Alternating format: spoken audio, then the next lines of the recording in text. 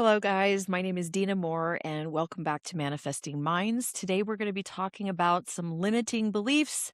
We're going to be talking about the scarcity mindset. Again, you are now getting raw, unedited Dina because I am the brain hacker, not the tech guru. I am also not the fashion guru, which is why somebody asked why I always wear the same shirt. It's not actually the same shirt. There are multiple shirts that look the same, but fashion's not particularly my thing either. So you get the important part, which is the brain hacking part. All right. Let's dive right in here. We're going to be talking about limiting beliefs and the scarcity mindset. You've probably heard that childhood money trauma, the stories we tell ourselves about what we deserve. But there is a money block that none of that really covers, and it doesn't show up when things are hard. It actually shows up when things are starting to go well. And it's specifically designed to protect you, which is why nobody actually recognizes this as a block. The manifestation industry talks about two kinds of money blocks. The first is the obvious one, negative beliefs about money, such as money is the root of all evil, rich people are greedy, I don't come from money, my parents didn't have money. These are conscious level blocks, and they're pretty easy to identify. The second one that most teachers mention is the scarcity pattern. It's this chronic feeling of not enough, and it creates a frequency of lack. Bruce Lipton has done research on the biology of beliefs, and he covers this as well. Most people understand this at the intellectual level, but the block we're going to be talking about today is neither of those. It's not a negative belief about money, and it's not the scarcity feeling. It's what researchers call identity homeostasis, and it's the reason that people can do all the inner work, all the reprogramming, all this aligned action, and still sabotage themselves right at the moment that they're about ready to have a breakthrough. So, homeostasis is your body's drive to maintain its baseline. So, our body temperature stays at 98.6, our blood pressure regulates, our breathing adjusts. This is survival physiology, and it's incredibly powerful. But what most people don't realize is our nervous system applies the same homeostatic drive to our identity to preserve our sense of self, our sense of identity, who we are, to what feels normal about your life, including your income level. So your current identity has a set point, a financial baseline. Your relationships have a baseline, and the income level that feels emotionally normal to your nervous system. If you drop below that set point, you get motivated, you hustle, you push, you find your way back up. That's normal. But here's the part that nobody talks about. When you rise above that set point, when success starts arriving faster than your identity can process, your nervous system actually starts to treat it as a threat, not as a reward, as a threat, because it doesn't match what your subconscious defines as you. So it begins to generate what looks like bad luck. Opportunities start to fall through. Maybe you make decisions that don't make sense even to you. Maybe you say the wrong thing in an important conversation. You get sick right before a big launch. You procrastinate on the exact thing that would take you to the next level. So before I get into the fix, I want to point you to something that will make this more concrete for your exact specific situation. It's the reality gap audit. It's a free 10-minute diagnostic on my website. I have the link down here. It will show you exactly where your identity set point is and which patterns are maintaining that. So go grab that. The link's in the description, and you can follow along for the next part of this video. So how do you know if this is the block that you're dealing with? There are 3 clues. The first clue, you feel most blocked right before a breakthrough. Not when things are hard.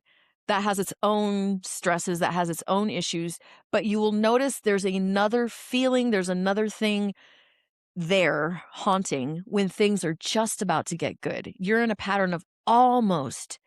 You almost closed the deal. You almost published that book. You almost sent the email. And that block always shows up right before the threshold. The second clue we're talking about here is your sabotage is specific to one category. Maybe you're incredibly successful in your career, but financially stuck. Maybe you're financially successful, unedited guys.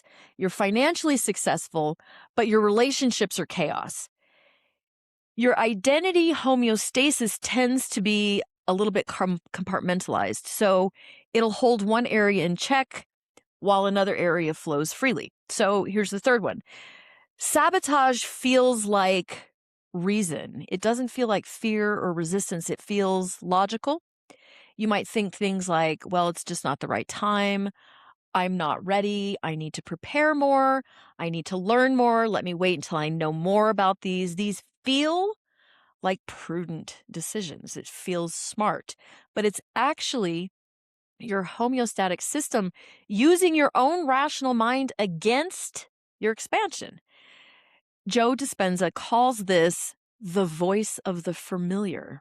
It always sounds like wisdom, when in reality, it's maintenance. It's keeping you at the current level where you already are.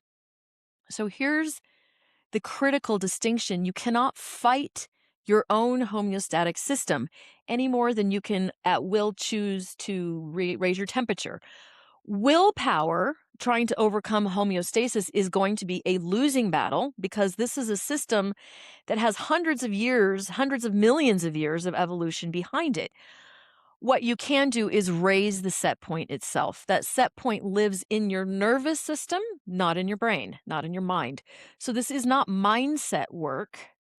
It's nervous system work. Specifically, you need to repeatedly expose your body to the physiological experience of the income level or life quality above your current set point until your nervous system starts to encode it as normal rather than threatening.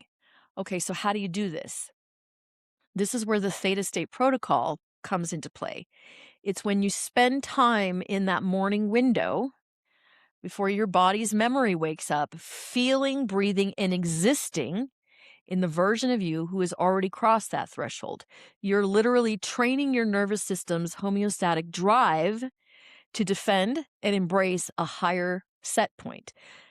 Not by telling yourself you deserve more, not by repeating affirmations, but by making the higher level of physiology feel more familiar. When your body knows what it feels like to have financial security as your baseline, your homeostatic drive will work to maintain that baseline instead of sabotaging your way back down to the old one. So I've been reading the comments, and this is what everybody says. How do I know? How do I do that? I've never had that before. I don't know what it feels like. And now you know why. You have been maintaining this set point maybe your entire life, and anything beyond that feels uncomfortable. It feels unknown because you have never embraced it before. So this work will feel weird. It is something that you have never done on purpose before.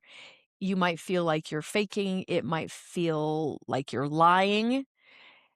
And well, to be honest, you in some ways are, because if you have the 28 cents in your bank account and you're trying to improve that, it's going to feel weird and it's going to feel awkward. But this is a critical point of reaching your next level. This is the shift.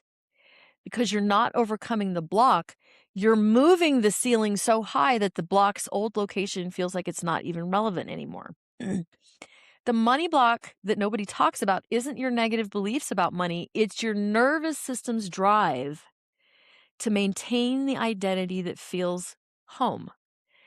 You probably may not like this. You know, if your base level is low, you feel like you're struggling financially, you may not like that, but it's the known versus the unknown. And the only way through it is to make the unknown feel physiologically familiar before it arrives logically. So if any of those three clues resonated, go take the reality gap audit. It's free in the description. It'll show you exactly where your set point is. And I'm going to ask you, please subscribe if this feels useful. Drop a comment. your unconscious mind understands, not just your conscious mind. So, again, like, subscribe, leave me some comments, and we'll be back soon.